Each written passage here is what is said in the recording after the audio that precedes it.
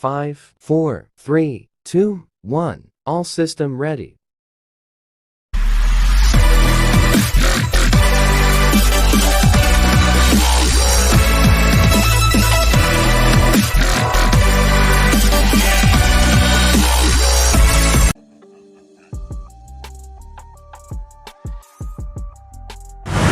Assalamualaikum warahmatullahi wabarakatuh.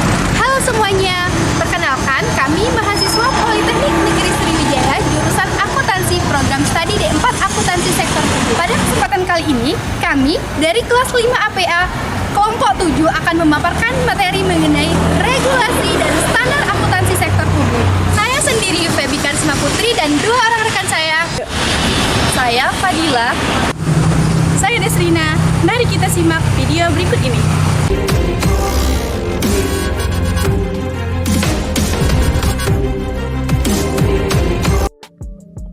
Materi pertama mengenai konsep regulasi publik. Regulasi berasal dari bahasa Inggris, yakni regulation atau peraturan.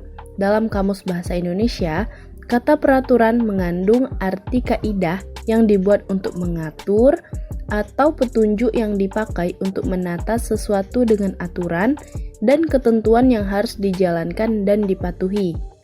Secara umum, regulasi biasa diartikan sebagai prinsip atau aturan yang digunakan dalam mengendalikan, mengarahkan, atau mengelola kegiatan organisasi atau sistem.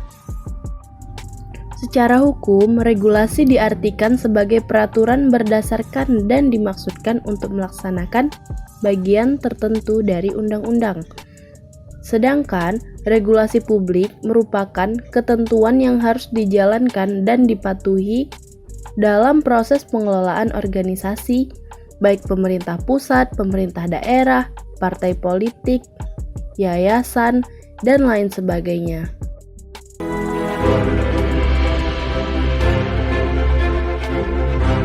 Konsep standar akuntansi sektor publik.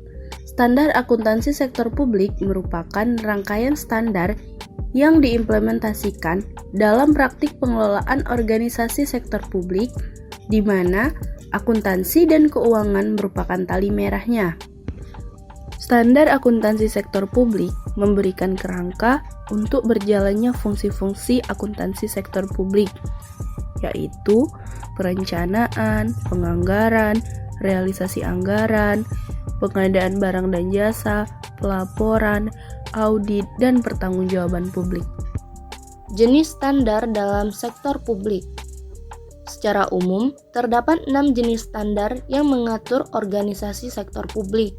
Yang pertama, standar nomenklatur. Standar nomenklatur berpedoman pada proses perencanaan dan pertanggungjawaban yang terkait dengan pengkodean aktivitas publik atau transaksi publik yang terjadi dan berbagai barang dan jasa yang telah dihasilkan.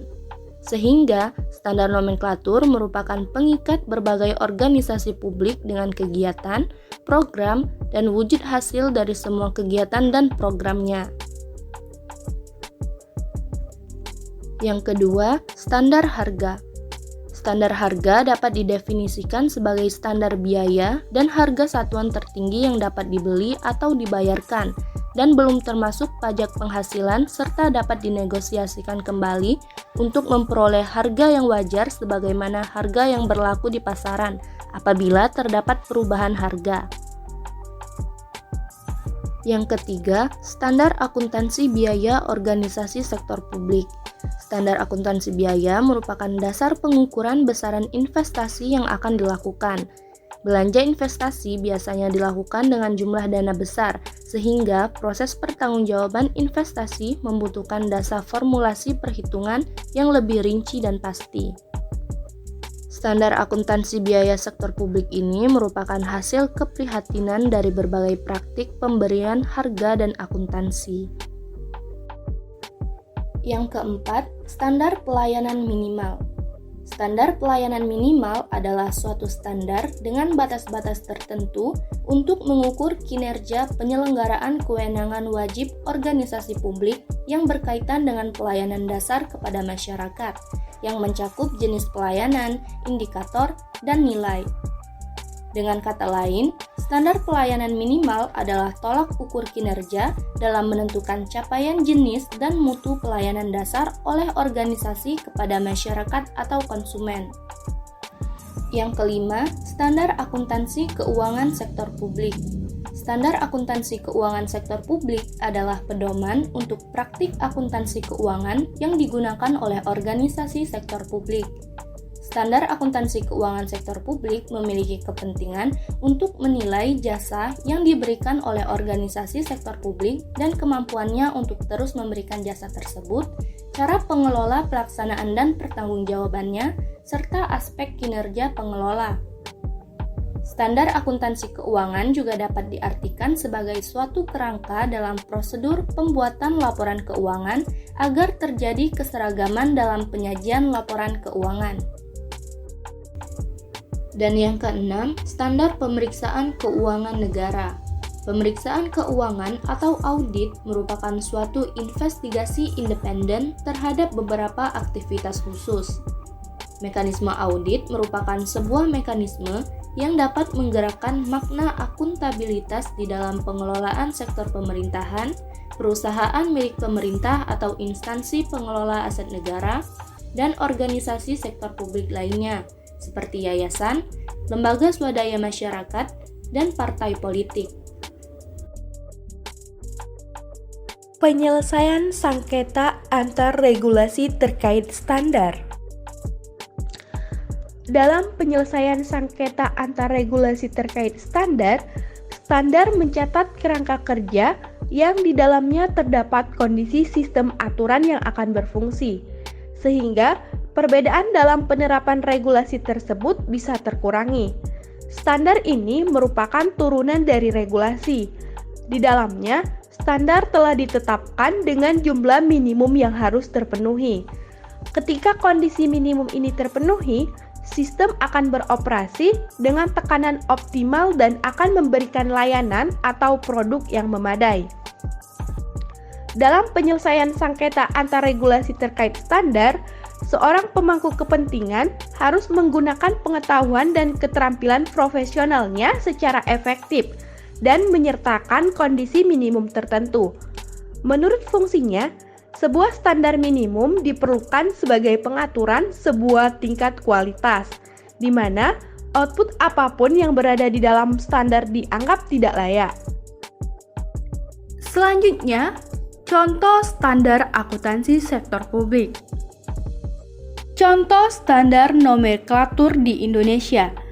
Nomenklatur di dalam Peraturan Menteri Keuangan Nomor 91/PMK 05/2007 tentang Bagan Akun Standar dan Peraturan Menteri Dalam Negeri Nomor 13/2006, nomenklatur didefinisikan sebagai daftar perkiraan buku besar yang ditetapkan dan disusun secara sistematis untuk memudahkan perencanaan, pelaksanaan anggaran, serta pertanggungjawaban dan pelaporan keuangan pemerintah pusat, serta memudahkan dalam pemeriksaan dan pengawasan.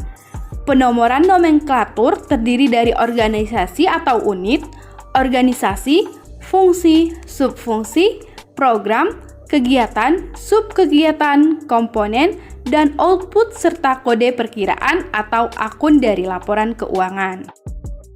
Selanjutnya, contoh standar harga. Contoh penyusunan standar harga bisa dilakukan dengan metode harga perkiraan sendiri atau yang biasa disingkat dengan HPS. Perhitungan HPS dapat dilakukan oleh seorang konsultan, pihak perencanaan dari instansi pengguna barang atau jasa, serta panitia pengadaan pelelangan, pemilihan langsung, dan penunjukan langsung. Selanjutnya, contoh standar akuntansi biaya organisasi sektor publik. Salah satu cara dalam penyusunan standar akuntansi biaya adalah menggunakan Scanning Information Request dan kontrak dengan biaya reimburse dan subkontak, meskipun terdapat berbagai pengecualian. Berikut adalah contoh standar akuntansi biaya organisasi sektor publik. Selanjutnya, contoh standar pelayanan minimal. Teknik untuk menentukan standar pelayanan minimal terdiri dari 3 unsur dasar untuk meningkatkan layanan untuk pelanggan. 3 unsur tersebut adalah yang pertama, penelitian atau riset terhadap kebutuhan atau layanan yang sedang dibutuhkan oleh pelanggan. Yang kedua, menetapkan standar. Dan yang ketiga, merubah cara dalam melakukan bisnis. Selanjutnya, contoh standar akuntansi sektor publik. Yang pertama ada IFRS atau PSAK IFRS. Yang kedua ada SAP atau standar akuntansi pemerintah. Yang ketiga ada SAK etap. Dan yang terakhir ada PSAK syariah.